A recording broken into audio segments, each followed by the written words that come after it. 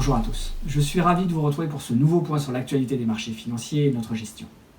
On pensait cela impossible, utopique. Le monde globalisé tel que nous le connaissons s'est tout simplement arrêté pendant le mois d'avril. Comme si nous avions trouvé et activé le bouton d'arrêt d'urgence d'une globalisation qui était en surchauffe. Partout dans le monde, les gens se sont trouvés confinés et incapables de pratiquer leur métier. Et c'est 19% de la population active américaine qui s'est inscrite au chômage depuis le début du mois de mars, soit 30,8 millions de personnes. Partout dans le monde, les échanges ont ralenti, se limitant vraiment à la portion congrue nécessaire à notre survie.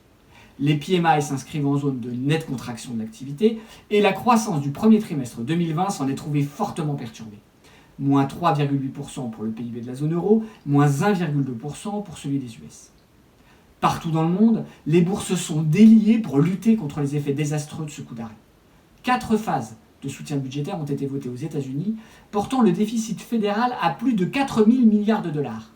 L'Europe n'est évidemment pas en reste, avec un budget certes plus modeste, 1 000 milliards d'euros, mais surtout des plans de relance de même ampleur en préparation. Partout dans le monde, les banques centrales ont répondu présent, assurant qu'elles n'hésiteraient pas à utiliser l'ensemble de l'arsenal dont elles disposent, mais surtout qu'elles ne toléreront aucune fragmentation financière. Dans ce contexte sanitaire anxiogène, les marchés actions ont connu l'une des pires baisses de leur histoire au mois de mars. Le mois d'avril, lui, s'inscrit en nette rupture, rebondissant violemment sous l'effet des actions gouvernementales et dans l'espoir d'un déconfinement réussi au mois de mai. Les marchés actions américains progressent de 13% en euros, soit le double d'un MSCI UMI. Les taux, eux, capés par les banques centrales, s'inscrivent aussi à la hausse. Dans nos portefeuilles, nous sommes restés flexibles, remontant notre exposition action vers 40% en début de mois, avant d'alléger progressivement nos positions pour revenir en fin de période sur un fonds comme CPR Croissance Réactive vers 32%. Pendant le mois, nous avons procédé à quelques ajustements tactiques.